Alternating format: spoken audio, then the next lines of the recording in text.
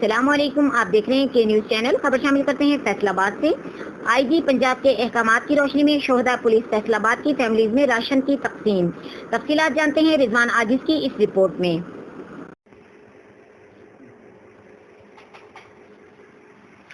جی بالکل، آئی جی صاحب پنجاب کے احکامات کی روشنی میں شہداء پولیس فیصل آباد کی فیملیز میں راشن تقسیم کیا گیا ہے۔ سی پی او فیصل آباد چودھری سہیل نے پولیس لائن کمپلیکس میں 5 شہداء کی فیملیز میں راشن تقسیم کیا اور 5,000 روپے عیدی محکمہ کی طرف سے پیش کی۔